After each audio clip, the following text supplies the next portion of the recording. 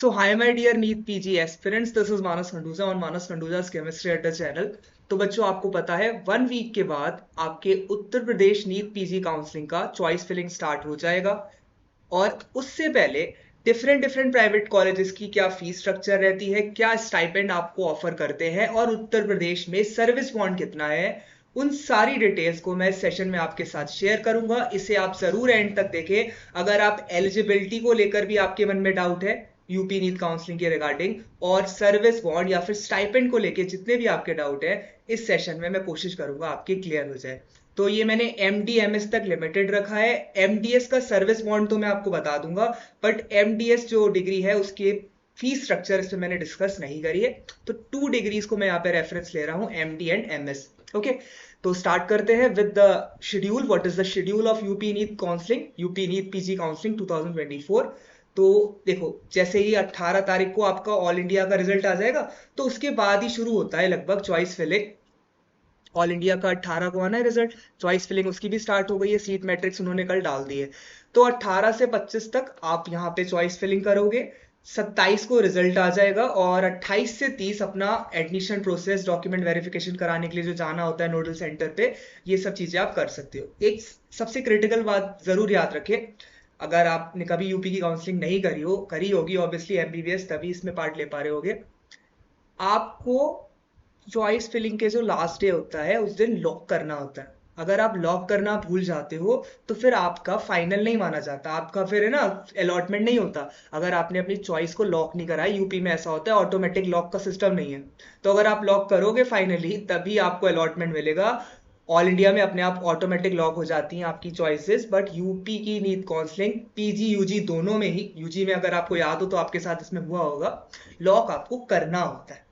ठीक है, मैन्युअली करना होता है। ऑटोमेटिकली अगर आप भूल गए ना तो फिर आपकी लिस्ट आती है और आपको सीट अलॉटमेंट नहीं होता। पहला राउंड आपका बेकार हो जाएगा अगर आपने लॉक नहीं करा। तो इस क्रिटिकल पॉइंट को जरूर याद रखें। एलिजिबिलिटी की अगर हम बात करें तो नीट पीजी आप क्वालिफाइड होने चाहिए नीट MDS एग्जाम। Candidates who have completed their 1 year compulsory rotatory internship by 30 June for MDS, जो MDDS का जो पोस्ट ग्रेजुएट होता है, और जो आप MDMS के लिए 15 अगस्त 2024 तक। ठीक है, तो 15 अगस्त तक अगर आपकी जो कंपलसरी 1 ईयर की इंटर्नशिप होती है वो हो चुकी है तो फिर आप एलिजिबल हो।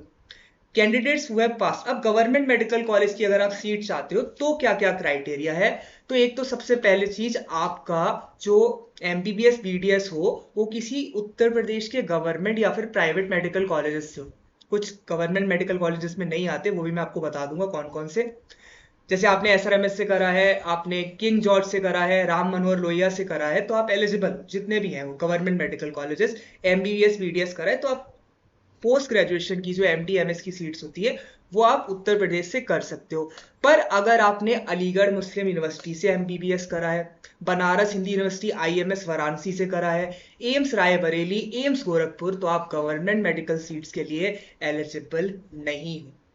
ये बहुत ही क्रिटिकल चीज हो गई कि भाई आप अलीगढ़ मुस्लिम यूनिवर्सिटी से पढ़े हो तो आप उसका इंटरनल कोटा में तो आते हो, पर आप यूपी में पीजी का आपको जो गवर्नमेंट मेडिकल कॉलेज है उसकी सीट चाहते हो तो ऑल इंडिया के थ्रू आओगे। 50% सीट्स जो होती है, आप डायरेक्ट यूपी नीट से नहीं आ सकते government medical colleges of Uttar Pradesh में। अगर आपने AMU से करा है, PHU से करा है, रायबरेली एम्स या रायबरेली गोरखपुर एम्स, ठीक है, तो आप फिर एलिजिबल नहीं। अगर आप उत्तर प्रदेश को नहीं MBBS करा, आपने मान लो कर्नाटका से करा है, तो फिर क्राइटेरिया फिर चेंज हो जाता है। आप केवल प्राइवेट मेडिकल कॉलेजेस के लिए एलिजिबल हो, गवर्नमेंट के लिए एलिजिबल नहीं हो अगर आपने यूपी से ही नहीं करा है। ठीक है, तो फिर ये तो इंपॉर्टेंट पॉइंट है, ये तो आपको पता ही होगा। आप जिस स्टेट से करोगे वहीं की फिर आपके पास डोमिसाइल हो जाती है ना। जैसे कर्नाटका से कर लो तो बहुत बेनिफिट रहता है, कर्नाटका की पीजी में आपको मिल जाता है। तो अगर आपने यूपी से नहीं करा तो फिर ऑब्वियसली आप यहाँ एलिजिबल नहीं होगे। प्राइवेट के लिए तो एलिजिबल हर कोई है ही। ठीक है, candidates who has already taken admission on the basis of, अगर आपने लास्ट ईयर लिया था, ठीक है, और अब आप सोच रहे हो दोबारा कर लो, वो चीज आप नहीं कर पाओगे। ठीक है, और ऑब्वियसली लास्ट ईयर अगर आपने स्ट्रे राउंड में आपको सीट मिली और आपने उसे छोड़ दी तो आप डिवार्ड हो चुके होगे, तो ये आप भी इस बार नहीं कर पाओगे। तो ये एलिजिबिलिटी रूल्स होते हैं। डॉक्यूमेंट जरा इकट्ठे कर लेना जाने से पहले, रिजल्ट से पहले। एक तो अलॉटमेंट लेटर आएगा 28 तारीख को या 27 तारीख को, डाउनलोड कर लेना। एडमिट कार्ड जो आपने एग्जाम दिया उसका, स्कोर कार्ड, एक दो कॉपी उसकी प्रिंट करके फोटोस्टेट ले जाना साइन करके, हाई स्कूल की मार्कशीट क्योंकि डेट ऑफ बर्थ की तरह काम होती है, 12th की नहीं जरूरत होती, वही आपको ऑल इंडिया में भी 12th की नहीं चाहिए होती। Marksheets of all professional exam, MBBS PDS की जितनी भी degrees first second third year में जो आपका मार्कशीट्स हैं वो सब लेके जानी है। Passing out certificate compulsory, rotatory internship certificate जो कि वैलिड होना चाहिए 15 अगस्त 2024 तक का, तब तक आपकी कंप्लीट हो चुकी होनी चाहिए। और परमानेंट रजिस्ट्रेशन सर्टिफिकेट, प्रोविजनल नहीं चल रहा यहाँ पे, रिजर्वेशन सर्टिफिकेट अगर एप्लीकेबल है। रिफंड कब मिलता है सिक्योरिटी फीस का? जब सारे राउंड की काउंसलिंग पूरी हो जाती है उसके 10-15 दिन बाद ही आता है, एक महीना ही मान लो गवर्नमेंट है ना, तो ये रहता है रिफंड आपका, फिर काउंसलिंग खत्म होने के बाद आता है।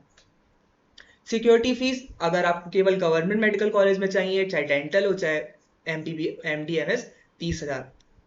गवर्नमेंट और प्राइवेट दोनों की काउंसलिंग करा रहे हो, एमडीएमएस के लिए 2 लाख और डेंटल के लिए कर रहे हो तो केवल 1 लाख जाता है। ठीक है, ये सिक्योरिटी फीस हो गई।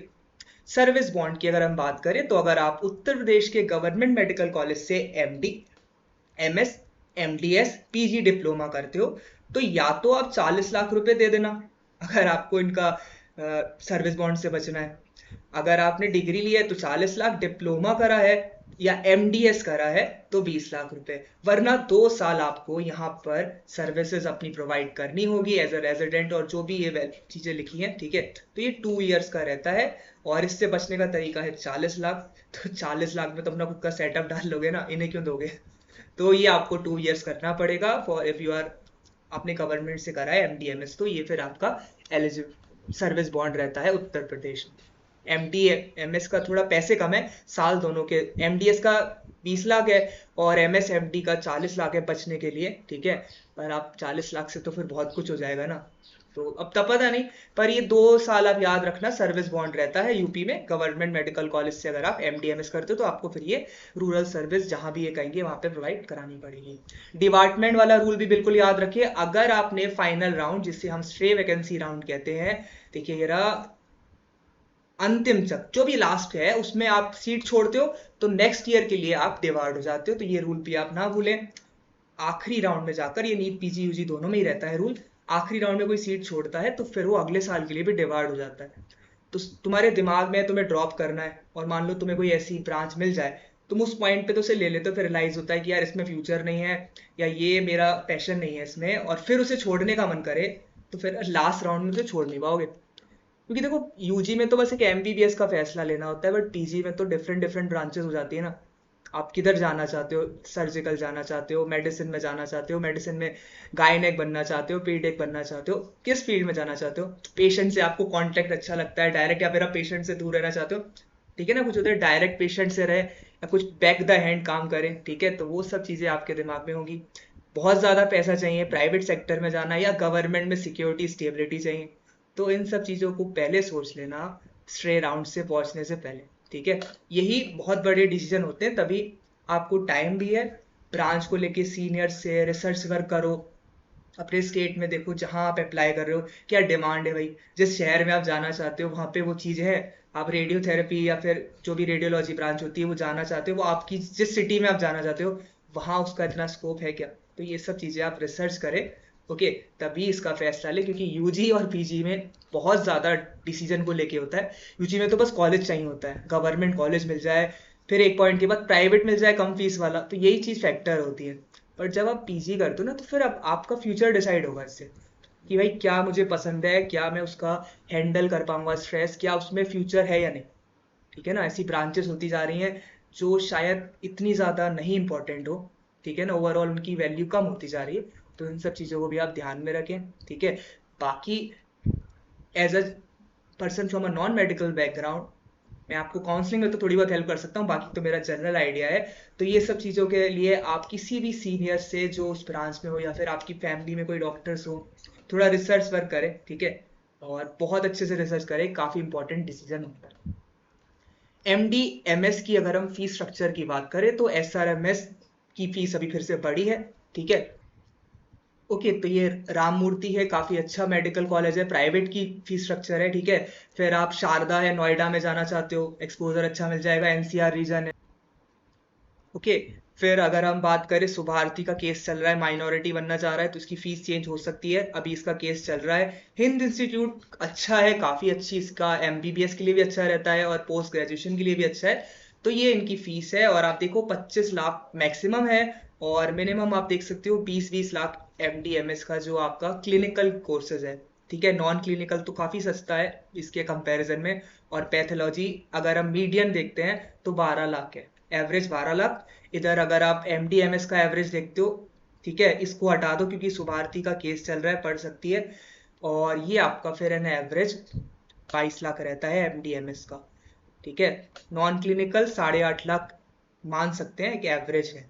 8.5 लाख अगर आप है तो आपका फिर अफोर्ड कर सकते हो non clinical branches Uttar Pradesh के प्राइवेट मेडिकल कॉलेजेस में। ओके, तो ये आप देख सकते हैं एमडीएमएस सब 20 के ऊपर ही है। एक ये सुभारती को हटा दे तो 25, 23, 20 अच्छे कॉलेजेस के नाम ले तो राममूर्ति है, रोहिलखंड है, शारदा है, हिंद है। ठीक है, ये आपके अच्छे कॉलेज, मुजफ्फर मेडिकल कॉलेज है। ठीक है, प्राइवेट की मैं बात करूं तो। अब अगर हम इसमें बात करें हॉस्टल वगैरह के क्या चार्जेस रहते हैं, तो नॉन एसी अगर आप सिंगल ऑक्यूपेंसी लेते हो 2.5 lakh, single occupancy AC 3 lakh.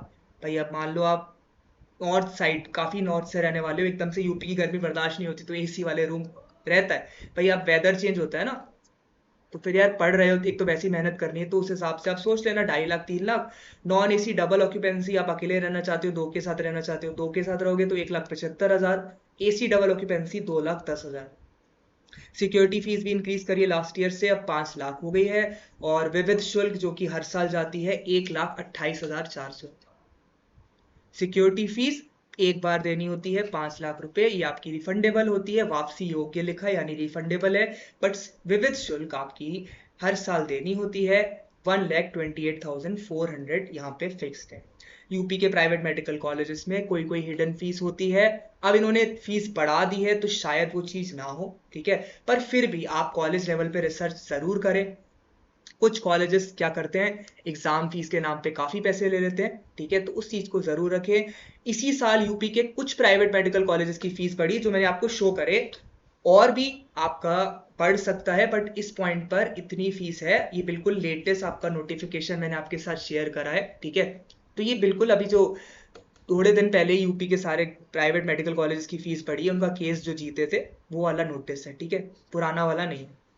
अब अगर हम स्टाइपेंड की बात करें तो मैं जनरल स्टाइपेंड आपको दिखा देता हूँ 2-3 गवर्नमेंट मेडिकल कॉलेजेस का, तो फिर आपको आइडिया लग जाएगा। उतना ही रहता है एमडीएमएस में। ब्रांचेस में थोड़ा 6-7 हज़ार का फर्क हो सकता है, आप एनेस्थीसिया वाली में करो या फिर जनरल मेडिसिन में जाते हो, एमडी सर्जरी में जा रहे हो, गायनेक जा रहे हो, थोड़ा बहुत 6-7 हज़ार का अंतर होगा।